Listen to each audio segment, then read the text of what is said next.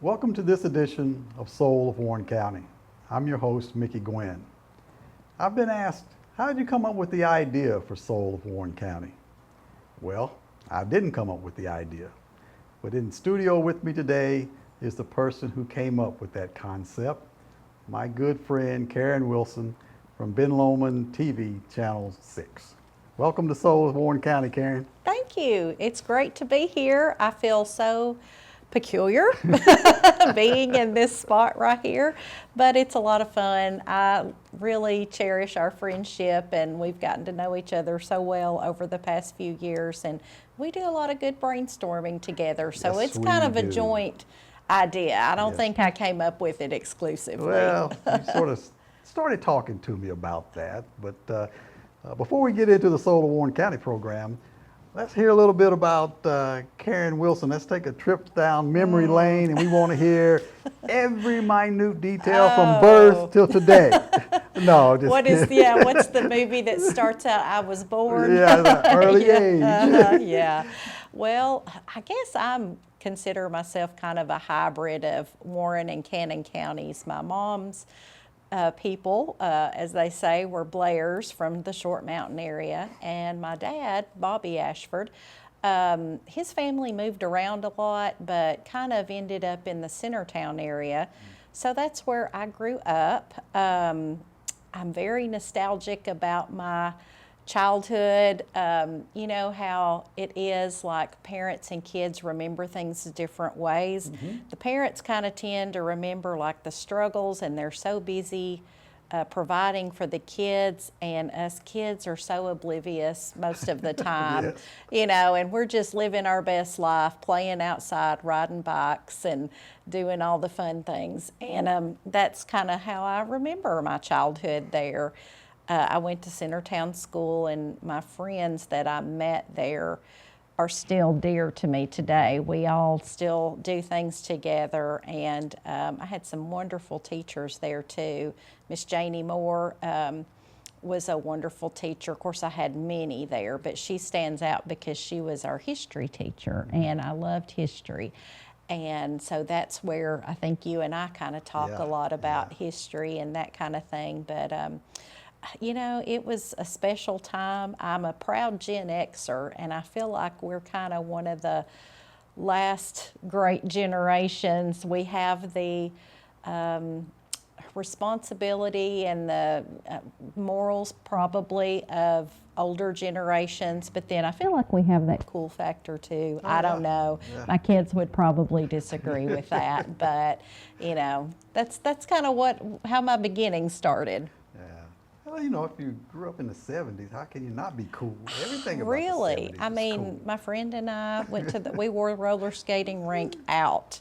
And still today, I'd like to think I could, but with an ankle injury and stuff, not so good anymore. Yeah, I remember my one attempt at roller skating, and I went out there, and yeah, I failed, and I never went back. So I always admire people who can roller skate, and especially the one that can ice skate. Because that little blade on ice skate, not very wide at all. I tried that once too. That was not for me.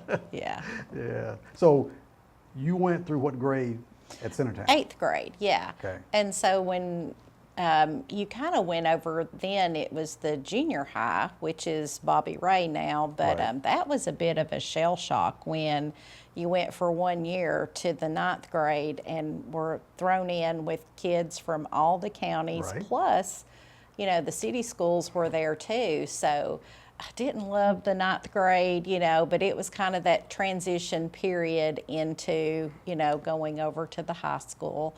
And, you know, there I was in the band and still continued to love history, had some great, I remember Steve Northcutt being a great history teacher. He would go over current events, and Franklin Fisher had him for history. So I continued that love, and when I graduated and trying to decide what to do, I thought, well, that's the one thing I'm kind of good at. So I went to Lipscomb, and that was my major there. And I was a bit of a fish out of water there. Lipscomb was a great place, and I got a great education, but you know, it's kind of like lots of people with money there, me Yeah. not so much. But like I said, I couldn't beat the education. And while I was there, two things that really impacted me was I had Dr.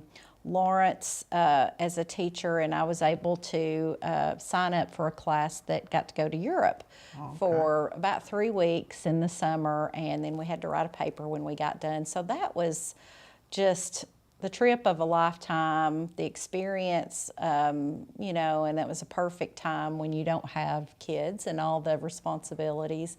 And then I also did an internship at the Tennessee State Museum. You were telling me that. Yeah, and so that was so amazing. I got to work on the Alex Haley exhibit, which was very, you know, just memorable, getting to touch things and his manuscripts and things like that. And then I also cataloged artifacts, and that was, I thought, really cool. You know, you wore the gloves and everything just had to be so. And when I graduated, I really wanted to do that, but I had a car wreck a few days after I graduated. So wearing a big cast and parking downtown and navigating that was not in the, you know, it just didn't seem feasible. So I took a job, just kind of like an everyday job. I was a receptionist at Richland Country Club, and this lady that I babysat for in college said, "Hey, would you like to, you know, you've talked about going back to school and working on your master's. Do you want a nanny for us?" Because she was expecting. And so that enabled me to go to TSU and to work on my master's there. So during that time, I kind of transitioned into thinking, okay, I'll teach. So I went back to TSU to get my master's in education. And that was a really good experience too. I really had some I wasn't prepared to teach. I can remember I had someone named Dr. Renfro, and I had to stand up for the first time ever, probably close to it anyway, and teach. And I was horrible. I mean, he raked me over the coals, and I cried all the way back to the house. And I thought, okay, because these were like people that had been teaching, working on their masters, Right, you know. right. So I learned a lot from that, and I really would like to think that I turned into a pretty good little teacher. I ended up at Boyd doing some substituting and things like that, and then I did, of course, my student teaching in Coffee County. So, but I really found that I enjoyed working with the students. I taught usually 9th through 12th grade. That was kind of my just sweet spot there, and I really, really enjoyed that. So, but as you know, I didn't end up doing that. You mentioned about going from Centertown to coming in to Bobby Ray now and the city kids and all the other kids from the county. But it seems like that didn't deter you. I mean, I would say that there wasn't a whole lot of folks from Warren County going to Lipscomb when you made that decision. No, I had one of my dear friends that I met in kindergarten went there with me, and then there were probably about 6 other girls that ended up going there, and we were suite mates our first year there, and so that kind of gave us a little buffer, you know, where we kind of got used to the college life and things like that. And one thing I will say to Lipscomb's credit, there were curfews and there were rules. And I really, you know, think that was very good for me, and it would be good for most college, you know, or high school kids going into college, because it can be overwhelming, I think, to have that much freedom your first couple of years after graduating. And I just think that, I mean, there's, you know, if you want to find a party, you can find a party, but Sure. it helped a lot not to have to worry about, you know, am I missing out on something? You just kind of came in and you did your studying and you had fun and you worked and things like that. I mean, that's one thing I credit to my parents. I mean, I always worked. I've worked as long as I've been able to. And my kids have kind of grown up under that same work ethic and things. And, you know, if I needed rent money, mom and dad, you know, if I chose to move out of the dorm, I had to come up with my own rent. And so I babysat my way through college pretty much. And that was, you know, pretty eye-opening too. Yeah, and I think that's reflective of, once again, the era where we grew up. I was the same way. As I tell people, when I was old enough to push a lawnmower, I was pushing a lawnmower, and there was even times before that I would go and get in wood and coal for some of the older ladies in the neighborhood and things of that nature. And I sort of had that same concept with our daughters when they were growing up. I just think you need to understand that not everything is going to be given to you. You have to work. And I think sometimes you're proud of yourself when you do those things and look back and say, hey, I made my own way. You know, it wasn't a handout given to me. I made my own way back in those days. Do you think, if not for the accident, you may have pursued, you know, museum management or something of that nature?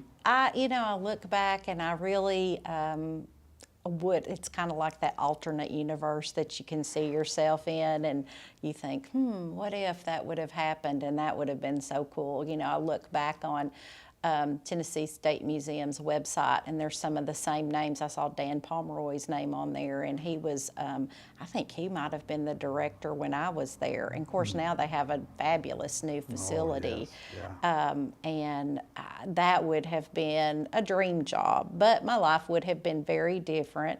And I kind of like the fact that I did come back home and, you know, have made a life here. You know, the Nashville thing would have been really cool, but there's a lot of pride in coming back home and being a part of this community.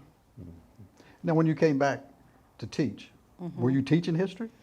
Yes. Okay. That is exactly. I was offered actually a job at Boyd when I guess I'll start. I came back here. Started dating my husband while I was still in graduate school at TSU, and we got married, and he was a farmer from Morrison, and I thought, but after being in Nashville, I kind of wanted someone that could change a tire if needed. I kind of went back and I thought, you know, that practical guy there's a lot to be said for the person that knows how to make their own way in life and things like that. So coming back here, you know, with him, it was funny. I was expecting our first daughter, and, you know, just trying to make ends meet. He was milking and for another family, because we had sold our family farm. And I worked at Hullett's, you know, gas station. Here I had 2 degrees from Lipscomb and from TSU. And I was expecting and working at Hullett's for CH, and that was a memorable experience. You can't beat Mr. C.H. Hullett and all of his wise tales and things like that. But so that was kind of humbling, you know, to come back and do that. But it kind of opened up the door with him working for the Billings. Their daughter, Gina, who I had gone to Centertown with, had gotten on here at Ben Lomond. And I had seen in the front yard of Ben Lomond, they had this sign up that had Ben Lomond Communications. And I thought, well, how forward thinking. They've changed their name to Ben Lomond. That wasn't exactly the fact. They hadn't changed their name, but they had started a long distance company. We actually did long distance calling cards for about 10 other companies. I remember calling for Twin Lakes, Highland, DTC, I think Milner near Memphis, and they were just all over the state. And so, you know, we would call and ask them if they needed that. And then that really position kind of grew into, they bought this building that we're sitting in now, which was a First National Bank owned it. And so that's when they hired me, and I would activate and deactivate calling cards as people moved in and out of the calling area, and then fill the orders. We had this big old machine, you know, and had to order all the plastic and stuff. We actually were a reseller for MCI at the time, so we had long distance, but you had to buy that, I guess, from a larger, your AT&Ts and MCI. Right. So anyway, MCI was who I dealt with activating and deactivating calling cards, and then I would make them, and that was kind of my start here. Well, you know there's probably going to be people out there watching this and say, what is she talking about? Calling cards. Yes. It's just, in some aspect, and I know you've seen it since you're in the communication arena, how much things have changed through the years. And there's a commercial that I was watching the other night, and it did what we used to call back in the old, the handshake when you were getting on a phone line and you had a modem that was doing that little. Oh, yes. tweaking. AOL, Yeah, I think, finally did away with their last dial-up Right. customer. Yes. Yeah, and I was just remembering I was still in the Air Force then, traveling and getting to a base and then, plugging into the phone line and trying to make that handshake to get into my email. And it's just looking at today, you're thinking, goodness, you thought that was modern technology. I back know, then. it is amazing when you see so many people with a mini computer in the palm of their hand, constantly on it, whether it's on social media, checking their email, looking, at whatever it is on the phone. I mean, I see, people going through Walmart talking on the phone like they're the only one in the store, yeah. and it's pretty, and they look like they're talking into thin air, but it is amazing.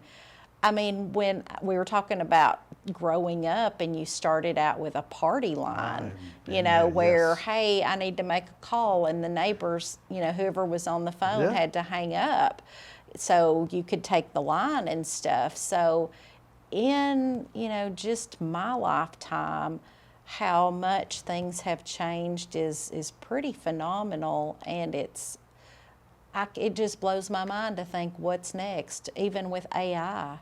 Yeah, that's scary. That's definitely scary. Well, I'm using it a little bit. Oh, yeah, I am there's too. good I am and too. there's Oh, yeah. good. Oh, yeah. It's helped me write a few press releases and things like that. But the bounds of where it can go are, like you said, I think of like Close Encounters of the Third Kind or Yeah. something like that, to where, there's people that it almost becomes human-like and kind of could take over. But we hope that there'll be measures in place to prevent that from Yeah. happening. Hope so, because I was just thinking as you were talking about the party line, I remember growing up with those, and I can remember being, a little mischievous as a little boy, you'd pick up the phone and that other party would be on the phone and you'd pick it up Oh, so real quietly. slowly and listen in. Yeah. I remember those days, but yeah, I remember I going think that's through how that. the town gossip was shared back in the day, Those days very,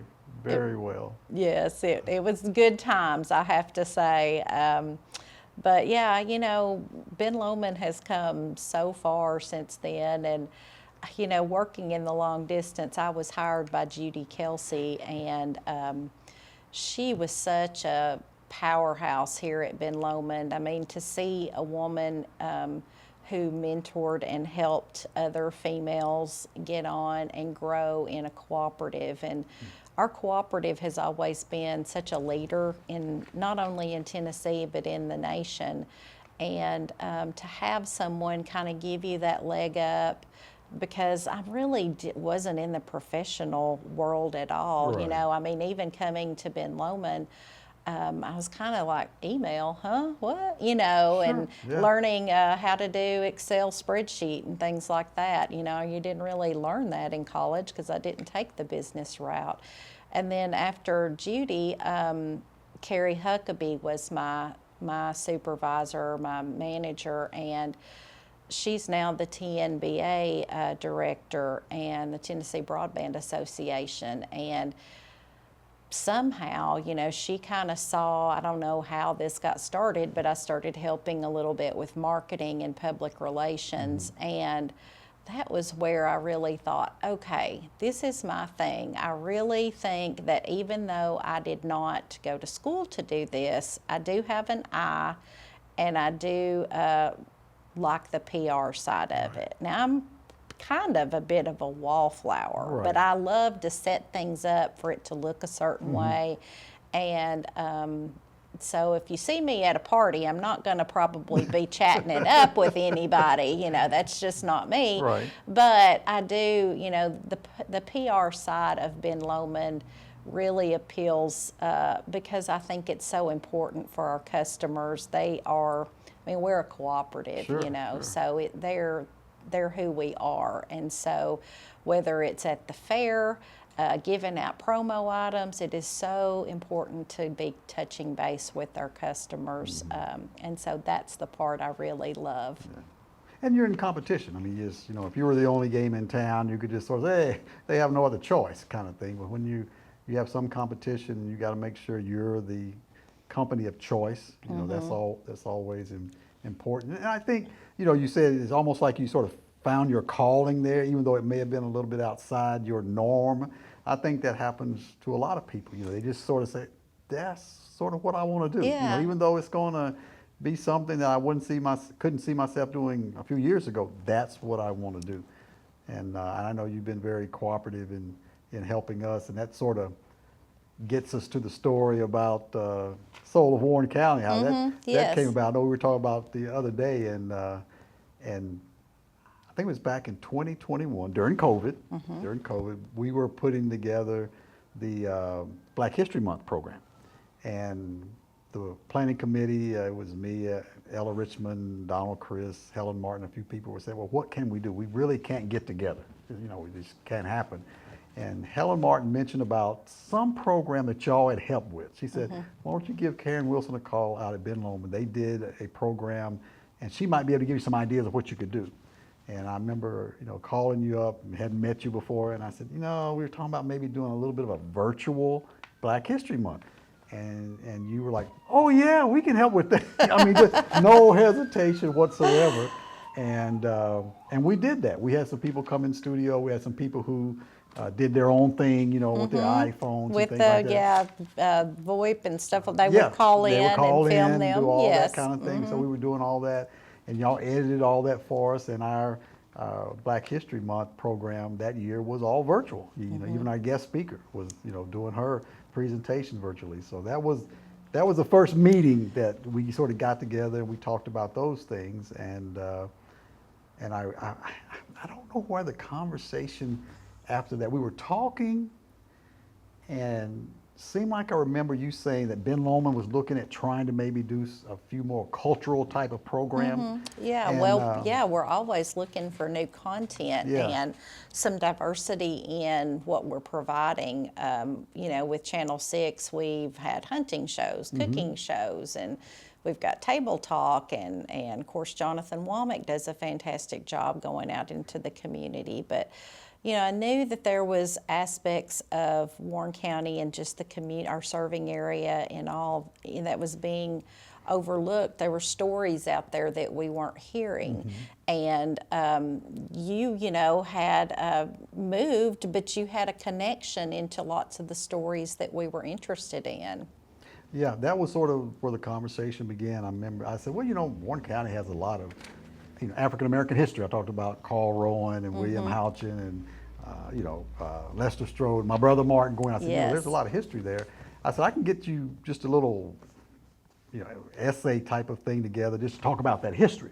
So I remember getting that together and giving that to you. You looking over and you said, yeah, this is really good stuff. I think we need to tell these stories. And I don't know your exact word, but it's basically, and we need you to do that. And I'm like, no, I've never done that. Once again, going back to going outside your comfort zone. It is, no, yes. no, I've never done that kind of thing. I just don't think I could do that. Well, come on, let's give it a try. So, you know, you talked me into it, and our agreement, if you remember, was I will do one. And if I don't feel comfortable, or you look at it and say, well, Mickey, maybe this ain't, this isn't for you after all, we'll just stop, you know. And you agreed to do that, and now we're up to, I forgot how I many know, we episodes were got. looking, we're like almost 25 or 30 in. There's Yeah. quite a few.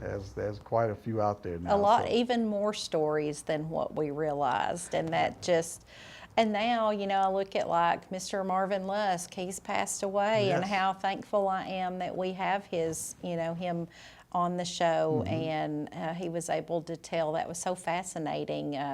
Being one of the early black farmers in our area, Yeah. and the things that he endured. Yeah, I think those stories are, it's critical that we tell those stories because we're starting to lose the people who knew those stories. And that's what makes it difficult sometimes to go back in history. And as a history person and working with the museum, that's always the hardest part, at least to me. I always want to be able to go back and say, it's just not me saying this. Here it is in writing, in some type of document, whether it's a census or a publication that someone had. But a lot of the stories, especially for the African American community, was word of mouth. You sit down at grandma and grandpa's knee as a small child, they tell you all these stories, and you sort of were almost obligated to pass them on. Yes. Well, a lot of that has gone away because those people have left us. And trying to capture those stories, I think is critical. Well, even the change in the landscape of the community here. Thinking about Mount Leo, and I never realized all the housing in the community that was there. And then when they kind of went in and changed, kind of tore the houses down and things like that, a lot of that history was lost. Sure. I think Warren County is doing so much better at preserving their history, but we went through many years where it was just slice and burn it, or push it down. Right. It's of no, let's build a strip mall. But I think, I'm very confident. It kind of started with downtown, but we're in a different place, and I think as a community we should be very proud of that. Yeah, I think one of my greatest concerns was with Bernard School. When they demolished Bernard School, and I've heard different stories on why it was done, from some political infighting to it had asbestos, and to remove that and all was going to cost more than the building was worth. But I also heard that some of the local black community had approached the city council, the mayor and board of aldermen about purchasing the building and the property, and was sort of told, no, we're not going to do that. But yeah, I think a lot of times we do that. I was stationed in England for a number of years. And the Brits have almost always had the opposite mindset. They hold on. I mean, there were homes in the community that we lived in that still had thatched roof homes. I mean, I can imagine that. Right. You probably couldn't even do that in America now with the codes and things. Yeah. But there were homes that were thatched roof. I remember going to the little office that you could rent home. They would come out and put little index cards on this bulletin board that they were renting a home. And I remember I looked at, it said age, it said 105. I was like, who would want to live in a 105-year-old home? But this is what it was. It was an original home, had a thatched roof, the whole 9 yards. But they've always sort of preserved. And I think, you say we were a little slow to catch up because we wanted to tear down and build new. But I think the fact that this mayor and board of aldermen, donated that property down there to the Young Men United and the Black History Museum is a good example of that, and we got some plans of doing some good things down there also. But I think that common factor that we have with the history, I think is what really allowed us to gel. Being a little bit close today. I mean, I'm a lot older than you are, but we still got that Gen X thing, and we can talk about those kind of things. I think is always what I've really appreciated, and you've always been helpful. We were talking before we came on air today about some things we want to do at the museum. You said, well, what about this person? What about that person? What about going on? That kind of input and concepts and all, you can't find anywhere. Well, and I really appreciate it. You're welcome. I love it. I love the Black History Museum and the movement of it. It's not stale in the fact that you all have put, you've got your exhibits that stay, but you're constantly looking to have temporary, exhibits or highlight different parts of the culture and things like that. And that's what it takes to keep people coming. And it's just a wonderful place. I respect Mr. Wolford so much for having that dream, and then the board for, making sure everything's carried out appropriately. And it's just a fantastic thing for the community. And it lets me know, I guess, that McMinnville is well, well on its way to embracing our, our cultures, all cultures, and whether it's the Hispanics and appreciating everything that they do for our community, or the Black community, or, whatever else it may be. We've got all different kinds of people moving here from all over. Sure, sure. I've noticed that since I moved back and been more involved with the various events that we have here. The number of people, I met a couple at the Autumn Street Fair last year, and they were from California. And I said, how did you go from California to McMinnville, Tennessee? And they did all of their research online. They went out, they were looking for smaller rural communities. They had some parameters that they were looking at, and Warren County and McMinnville met those. And they said, we moved here. I could imagine doing that, but yeah, they moved to McMinnville because of what it had to offer. I want to ask about the local programming on Channel 6. How do you determine how much of that content you have? Is it sort of a thing you're always looking for something new? We are. I mean, we've got our things that kind of we know that our viewership wants. High school basketball games and football games comes to mind. And we've partnered with the school system, so the students now have classes where they're getting credit and participating in those things. Okay. And then, of course, we do a lot of events ourselves, from the fair pageants, what we were just talking about, to the Christmas parades. But,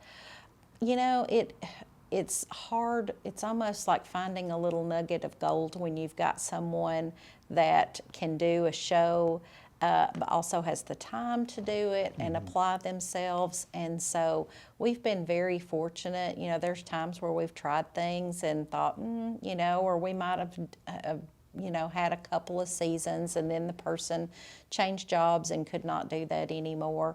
But anything that's kind of different, we try to get a good mix. And, we have some repeat content, as all TV is, but then our philosophy is, someone signed up for service last week and they've never seen the train ride that we, have from the 1980s that we kind of have aired for a long time and stuff. So, and Tammy and Kelvin do a fantastic job she does the scheduling. So we have an archive, that we kind of pick and choose from, and we're always looking for someone to host or to provide us something new and fresh. Yeah. And I'm glad you mentioned Tammy and Kelvin. I want to say my personal thank you. From the day I walked in the door, all of y'all have embraced me, and I must admit, I really appreciate that, and they do a good job. I appreciate their feedback and what they do to make the show happen. I sit here and talk a little bit, but they all make the show happen, so I really do appreciate that. Well, if Kelvin embraced you, you're a special man, because he's a tough nut. Kevin's a good people. He's always had good conversations. Yeah, always he's a had good one. I really like Kelvin. Anything coming up new and exciting? Yes. In fact, I'll kind of say it here first. Grundy County actually has approached us about including them in our sports scheduling. So we're going to be doing Grundy County football and basketball this year. So that's the first time. Grundy County is a huge county, and so it's hard to get. There's lots of small communities there, and so it's hard to get content from there. So we're really thrilled to have that. And of course, it's fair season, so we're going to be out filming all the fairs, and we look forward to that. As I told you earlier, the pageants are probably our #1 viewed show, behind probably elections. And of course, next year will be a big election season. Right. So we're trying to rest up this year, preparing for that. Yeah, well, I know y'all do y'all always do such a great job, no matter what it is, whether it's football, sports, politics, you always do a great job. And once again, I just want to say thank you for the concept way back almost 6 years ago now, I guess. And thanks for coming on the show. You're welcome. It was a pleasure, and it actually wasn't too bad. You made it very easy, Mickey. Well, I appreciate that. And thank you for joining us today. Please join us for the next edition of Soul of Warren County. Until then, this is Mickey Gwynn. Make today and every day a great day.